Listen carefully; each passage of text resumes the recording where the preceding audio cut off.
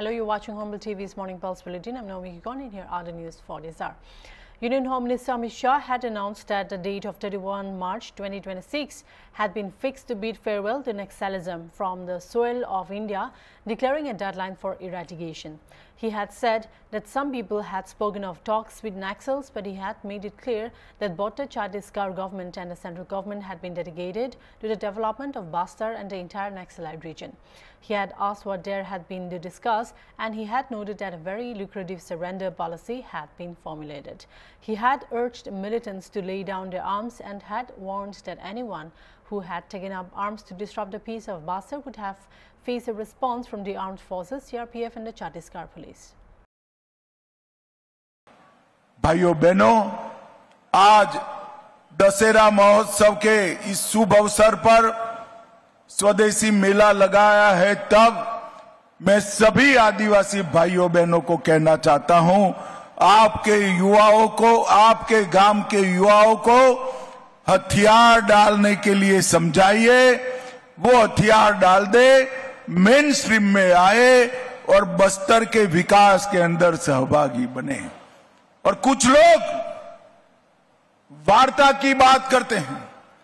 मैं फिर से एक बार स्पष्ट कर देता हूं, हमारी दोनों सरकारें, छत्तीसगढ़ सरकार और केंद्र सरकार, बस्तर और समस्त नक्सल क्षेत्र के विकास को समर्पित। किस चीज की वार्ता करनी? ल्यूक्रेटिव, बहुत मोहक सरेंडर पॉलिसी हमने बनाई है। आइए हथियार डाल दीजिए, हथियार लेकर बस्तर की शांति को अगर आपने छिन्न विछिन्न करने का काम किया तो हमारी सशस्त्र फौजें, हमारे सशस्त्र सीआरपीएफ, छत्तीसगढ़ पुलिस मिलकर इसका जवाब देंगे। 31/3/2026 ये तिथि तय है नक्सलवाद को इस देश की भूमि पर से विदाई देने के लिए। तो अंत में फिर से एक बार बस्तर के Meanwhile, Union Home Minister Amit Shah also stated that if India's 140 crore population had embraced the resolve of Swadeshi, no one could have stopped the country from becoming the world's top economic system. He had highlighted that Prime Minister Donald Trump had recently provided significant relief by reducing GST rates. Shah had added that by adopting a culture of Swadeshi, India's economy had been expected to gain great momentum. बहनों, मैं बताने आया हूं, अगर 140 करोड़ की आबादी स्वदेशी के संकल्प को आत्मसात करे तो हमारे भारत को दुनिया की सर्वोच्च आर्थिक व्यवस्था बनते कोई नहीं रोक सकता, कोई नहीं रोक। और भाइयों बहनों, मोदी जी ने अभी अभी इस सभी छत्तीसगढ़ महतारियों को और देश भर के माताओं बहनों को जीएसटी में 395 चीजों पर टैक्स घटाकर एक बहुत बड़ी राहत देने का काम किया है। खाने पीने की अमूमन सभी चीजें टैक्स रहित कर दी हैं और रोजिंदा उपयोग की चीजों में 5% ही टैक्स रखा है। और ये हमारे देश में इतनी बड़ी टैक्स की कटौती कभी नहीं हुई जो नरेंद्र मोदी जी ने की है। और इसके साथ अगर स्वदेशी के संस्कार हम स्वीकार करते हैं तो हमारे देश के अर्थतंत्र को बड़ी गति मिलने वाली है। इस मेले में 300 से अधिक स्वदेशी कंपनियां हिस्सा ले रही है। स्वदेशी वॉकथॉन एक स्वदेशी भावना को नई पहचान देने का माध्यम बना है और आज देश भर में जो स्वदेशी मेले लग रहे हैं उसके माध्यम से स्वदेशी का अभियान भी आगे बढ़ रहा है। भाई BJP national spokesperson Gaurav Bhatia had said that India had grown stronger under the leadership of Prime Minister Narendra Modi. He had stated that the Indian armed forces had been given complete freedom, and during Operation Sindoor, they had sent a strong message to adversaries. Bhatia had criticized the leader of the opposition, saying that he had spent 4 days on foreign soil only to defame India at a time when the nation had been moving steadily towards development. Referring to the UPA government, Bhatia had recalled that P. Chidambaram had served as Home Minister during that period. He had mentioned that Manish Tiwari, a former minister, had made serious revelations the previous day. According to him, the disclosure had raised grave concerns, showing that a government entrusted with protecting India's sovereignty had turned into a puppet in the hands of foreign powers. जो भारत की जनता सवाल पूछ रही है Congress party से और नकली गांधी राहुल गांधी से, उन सवालों को इस मंच से आपके समक्ष रखेंगे। और ये महत्वपूर्ण प्रेस वार्ता इसलिए भी है क्योंकि ये भारत की संप्रभुता को लेकर, भारत की राष्ट्र सुरक्षा को लेकर की जा रही है। हम सब जानते हैं कि आदरणीय प्रधानमंत्री श्री नरेंद्र मोदी जी के नेतृत्व में भारत कैसे मजबूत हुआ है। भारत की सेनाओं को खुली छूट दी गई और ऑपरेशन सिंदूर में हमने देखा आतंकिस्तान को किस तरह से करारा प्रहार करके एक मजबूत संदेश दिया गया। लेकिन हमने ये भी देखा है कि विदेशी धरती से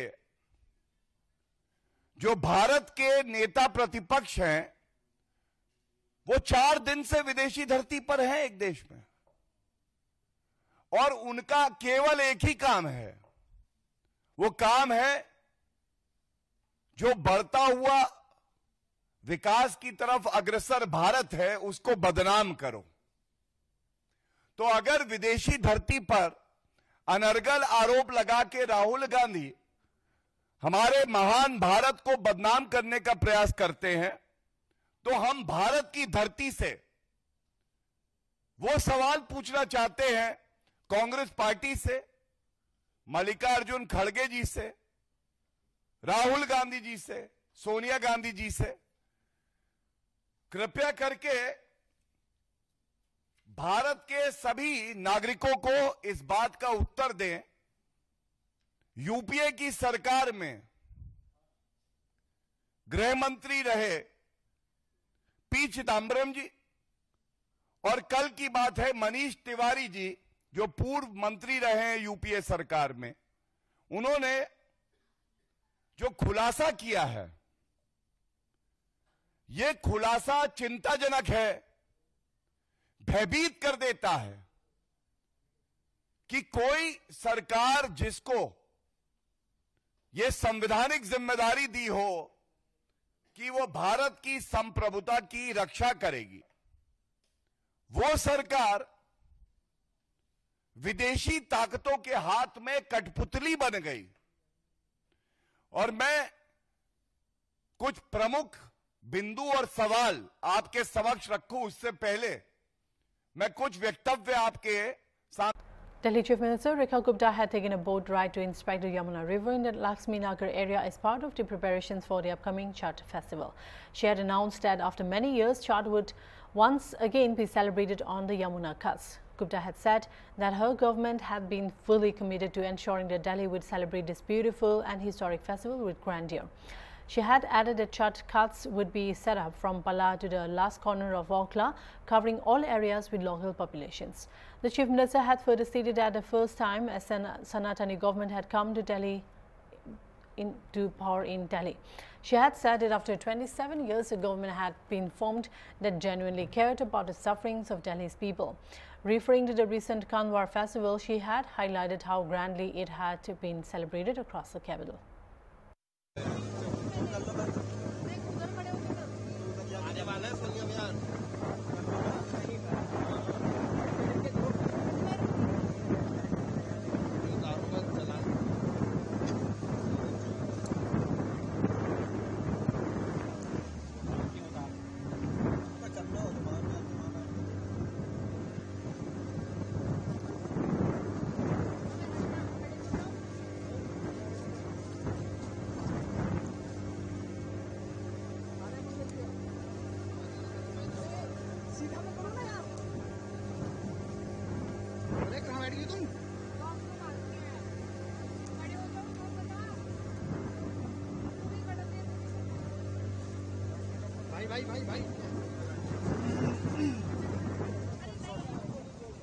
जितना वो वाइट करें।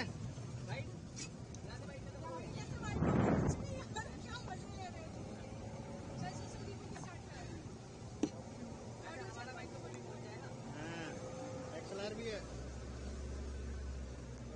भाई, आगे वाले स्टील वाले भाई थोड़ा नीचे हो जाओ यार। छठ बेहद नजदीक है और ऐसे में दिल्ली सरकार छठ घाटों को और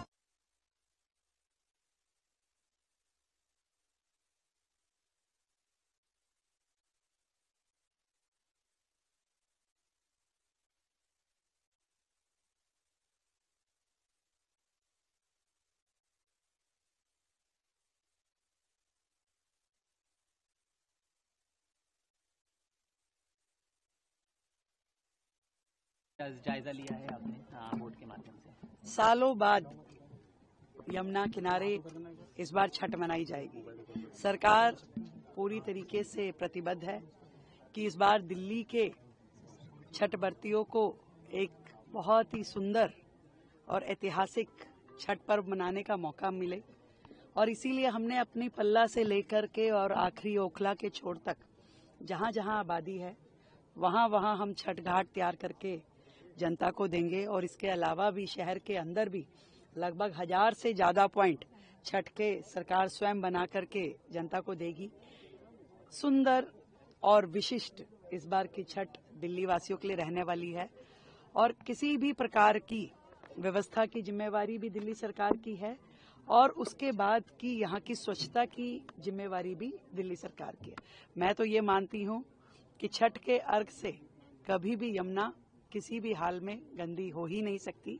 ये एक पवित्र त्योहार है, स्वच्छता का त्योहार है, प्रकृति का त्योहार है, और प्रकृति के साथ में लोग जुड़ करके छठ मैया की पूजा करें, यही सरकार का प्रयास है। मैम, इसके साथ साथ जब दिवाली के बाद टॉक्सिस का लेवल बहुत ज्यादा बढ़ता है, यमुना में खासतौर पर बात की है वजीराबाद के आसपास, कलंदी कुंज के आसपास सफेद रंग के झाग लगे, क्या उसको लेकर के भी सरकार ने कुछ तैयारियां या हरियाणा सरकार से बातचीत करी? पूरी तैयारी हम कर रहे हैं, जो भी उसके लिए रेमेडीज हैं उन सब पे काम चल रहा है। इंडस्ट्रियल एरिया पे भी सख्ती बरती जा रही है, हरियाणा से भी बात की जा रही है।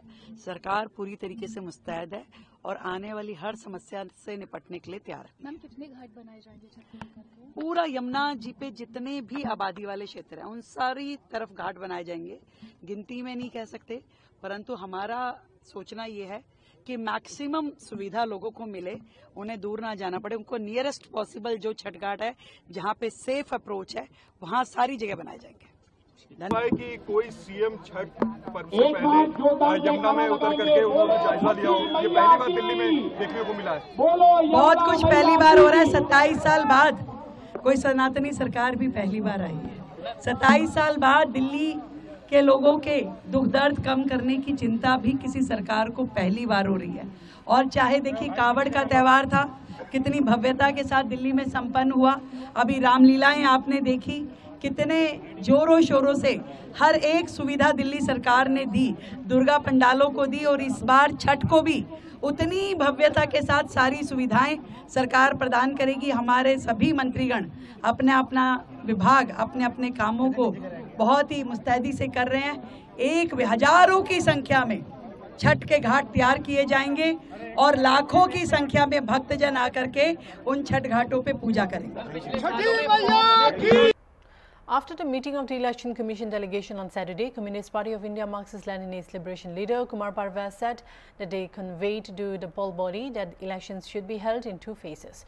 He further said that the party wants the Election Commission to clarify the final SIR list and provide details on the 3,66,000 voters whose names were deleted, including reasons for removal. देखिए, पहली मांग तो हमने कहा कि SIR की final list जो आई है उस पर आयोग को क्लेरिफिकेशन देना चाहिए। इसका जवाब ज्ञानेश कुमार जी दे रहे थे। हमने मांग की है कि जो 3,66,000 वोटरों के और नाम कटे हैं उनका भी नाम कारण सहित, विवरण सहित किस आधार पर इनका नाम काटा गया है इसकी जानकारी चुनाव आयोग सार्वजनिक करे। हमने दूसरी मांग जो की है कि जो नए वोटर जोड़े गए हैं 21 लाख, 21.5 लाख बताया जा रहा है, तो हमने इसे मांग की कि ड्राफ्ट में जिन लोगों का नाम गलत तरीके से कटा और उन्होंने दावा आपत्ति की तो ऐसे कितने लोगों का नाम चुनाव आयोग ने जोड़ा है, इलेक्शन कमीशन ने फिर से जोड़ा है, क्योंकि वो पता नहीं चल रहा है। दोनों नाम मिला दिए गए हैं, दावा आपत्ति वाले भी और नए लोगों का भी, दोनों को फॉर्म 60 भरना पड़ा है, तो उनका नाम वो अलग अलग करके बताएं, बूथ वाइज जारी करें। हमने तीसरी मांग यह की समझने के लिए कि बिहार में जो सेक्स रेशियो है, पुरुष और महिला का अनुपात, जो जनसंख्या जनगणना के अनुसार महिलाओं की संख्या 914 है, लेकिन SIR की जो लिस्ट आई है इसमें यह संख्या 892 है। तो हमने चुनाव आयोग से पूछा कि बिहार में महिलाओं की संख्या गिर गई है या फिर महिलाओं का नाम ज्यादा काटा गया है। इसका कोई क्लेरिफिकेशन हमारे पास नहीं है। आयोग ने कहा है कि वो जांच करके इसको देखेंगे। हमने 17C फॉर्म जो पोलिंग के दिन दिया जाता है पोलिंग एजेंट को, जो कहीं भी शायद ही नियमतः देना है, लेकिन शायद ही कहीं भी पोलिंग एजेंट को मिलता है, तो इसको हम लोगों ने प्रमुखता से रखा आयोग के सामने कि हमारे हर पोलिंग एजेंट को 17C फॉर्म मिलना चाहिए। इसके साथ साथ हमने कहा कि 2 फेजों में चुनाव कराइए, क्योंकि बहुत थकाऊ हो जाता है, बहुत खर्चीला हो जाता है चुनाव, और उसमें तो आप जानते ही हैं कि जो फर्जी वोटर भाजपा ने बनाए हैं उसको एक जगह से दूसरी जगह ले जाने में सुविधा होती है यदि बहुत चरणों में चुनाव होता है। तो हमने 2 चरणों में चुनाव की मांग की है। अब वो देखिए क्या होता है, कितने चरणों में चुनाव होता है। इसके साथ साथ एक चीज हमने और मांगा है कि दलितों के, अल्पसंख्यकों के, गरीब टोलों में बूथ की व्यवस्था की जाए। यदि वहाँ कोई भवन नहीं है, सरकारी भवन, तो चलंत बूथों की व्यवस्था की जाए। और साथ ही साथ प्रिजाइडिंग ऑफिसर की नियुक्ति में कमजोर समुदाय के आने वाले अधिकारियों की जगह सामाजिक रूप से वर्चस्वशाली जातियों के अधिकारियों को प्रश्रय दिया जा रहा है, तो इसको रोकने की भी मांग हम लोगों ने, 3 लोग हम लोग थे, रणविजय जी हैं, संतोष सहर हैं, मेरा नाम कुमार परवेज हुआ, भाकपा माले की ओर से हमने ये चुनाव आयोग से बातचीत की और अपना मेमोरेंडम दिया है, लिखित रूप में दिया है। The Revenue, Horticulture and Tribal Development Minister of Himachal Pradesh, Chakit Singh Negi, said on Saturday that the estimated losses from this year's monsoon disaster have climbed to around Rs 5,500 crore, with the assessment process still underway. Speaking to reporters in Shimla, Negi stated that both public and private properties suffered extensive damage during the heavy rains, cloudbursts and flash floods that had affected several parts of the state. Minister said that the total loss during the monsoon disaster has reached approximately Rs 5,500 crore and the evaluation is still in progress. The centre's team has also visited and conducted its own assessment. The minister pointed out that although Himachal continues to receive routine central funds, the special package announced by PM Narendra Modi after last year's devastation has not yet been released.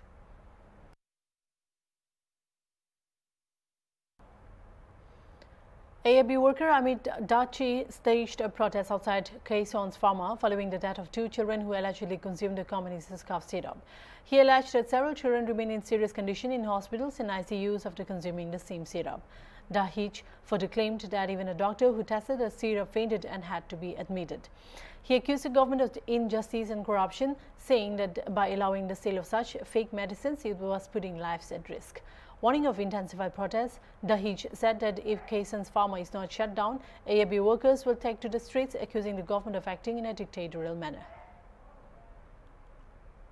स्वास्थ्य मंत्री इस्तीफा दो, इस्तीफा दो, इस्तीफा दो, स्वास्थ्य मंत्री इस्तीफा दो, इस्तीफा दो, इस्तीफा दो। ड्रग माफिया को बंद करो, बंद करो, बंद करो, ड्रग माफिया को बंद करो, बंद करो, बंद करो। जा रहे हैं और हम इसको ताला लगाएंगे। आप क्रिमिनल्स को प्रोटेक्ट नहीं कर सकते, ये क्रिमिनल है, इन्होंने हम बच्चों की मौत को रोकेंगे, इन पे ताला लगाएंगे। बंद करो, सरकार हमसे डरती है, सरकार हमसे डरती है,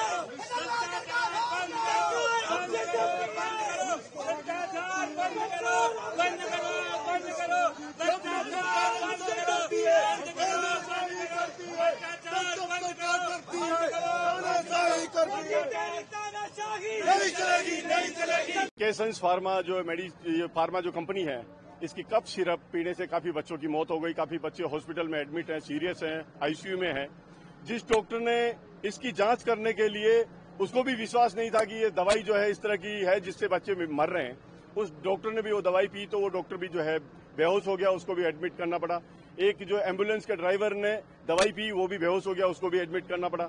तो इस तरह की जो जहरीली दवाई अगर बच्चों को पिलाई जा रही है सरकार के द्वारा, वो जो है सारे हॉस्पिटल में फ्री में जो है लेकर के वो बांटी जा रही है, तो ये मौत का सामान अगर सरकार इस तरह से फर्जी दवाइयों को, नकली दवाइयों को अगर बेच करके हत्या कर रही है, तो ये तो नाइंसाफी देश के लिए, जनता के लिए, मासूमों के लिए।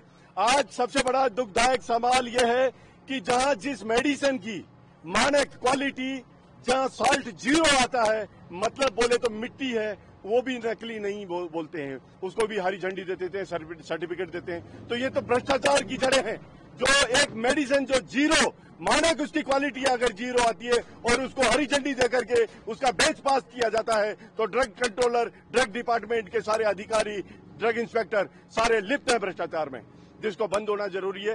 ये मौतें रोकना जरूरी है। आगे आपकी क्या इसमें कार्रवाई? हमारी अब आगे का जो दावा यह है कि अगर इस कंपनी को बंद नहीं किया तो हम जो है सड़कों पर उतरेंगे, विरोध करेंगे। आज भी हमने प्रयास किया, चारों तरफ हमारी कार्यकर्ताओं को रोक लिया। इस शासन पुलिस प्रशासन ने सब जगह के हमारे कार्यकर्ताओं की गाड़ियां रोक ली, सारे कार्यकर्ताओं को बीच में ही रोक लिया, हमें यहां पहुंचने भी नहीं दिया, जबकि हम यहां आकर के सिर्फ अपना जो है एक शांतिपूर्वक प्रदर्शन करना चाहते थे और उस प्रदर्शन को भी नहीं करने दिया। ये सरकार, तानाशाही सरकार, आम आदमी के साथ में जो इस तरह की तानाशाही कर रही है, आवाज को कुचलने का कोशिश कर रही है, ये जो है नाइंसाफी है, ये एक जो है आवाज की हत्या है। 2 people died, 7 injured in a blast at a coaching center in Farrukhabad. Police say that the blast occurred likely due to excess concentrated methane in the septic tank located in the basement. Farrukhabad SP R.T. Singh said that police received information around 3:19 p.m. regarding an incident in the Karti Gate police station area. She stated that prima facie this site appears to be a coaching institute with a septic tank in the basement. The blast is suspected to have occurred due to excess concentrated methane, possibly triggered by a switchboard found at the spot. 7 people were injured in the explosion. 2 of them have died, while 5 others are undergoing treatment. Singh added that a detailed investigation is underway.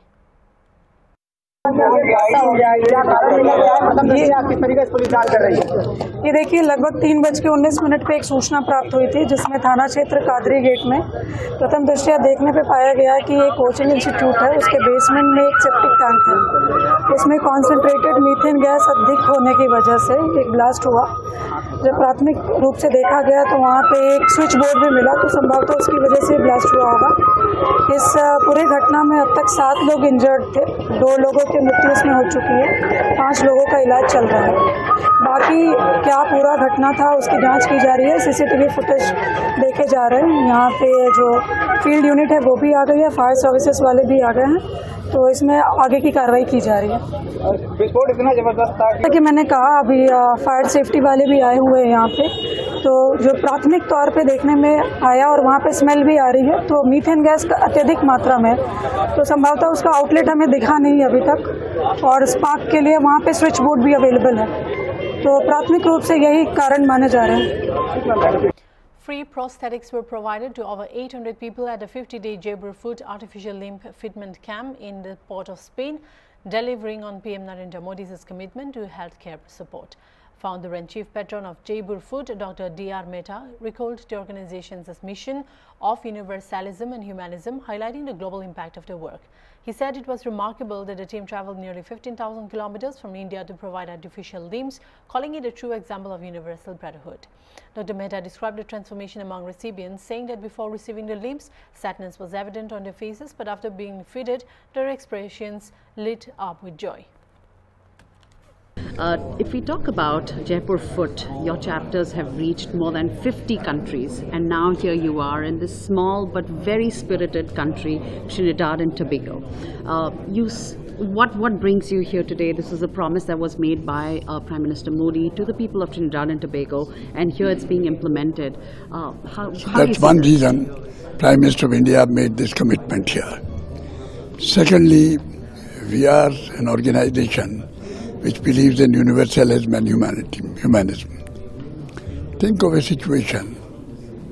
Would it not be interesting to think of this way? A team comes from 15,000 kilometers away to Trinidad, from India to Trinidad, to fit limbs. Now, what is the other example of universal brotherhood? Right. Now, you interacted with those who are getting these limbs today, this inauguration, and they'll be getting it. What was their feedback? What was their story? Can you share a few candid moments that you spent with them? It's a very emotional moment, believe me.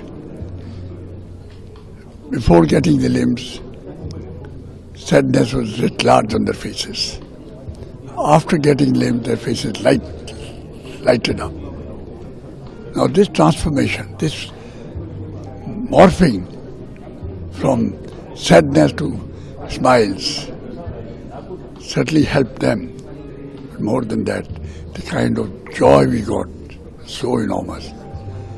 Many of the persons themselves, and more so their wives or their sisters who brought them, they were crying. Those were the tears of joy. And they made us cry. We are hardened people, like doctors. Having met, our society has by now rehabilitated over 2.5 million, of which number 800,000 are artificial limbs. Then other 8 devices. So daily you see this kind of thing, like a doctor. But still, despite our being hardened over time, I have been connected with this 50 years as a founder and chief patron. There are situations where people make you cry yourself. And that's why we are here. The joy we get. Right. Thank you so much for talking to me, and I appreciate your time, sir. Welcome. Thank you. That's all for now. Keep watching Hornbill TV.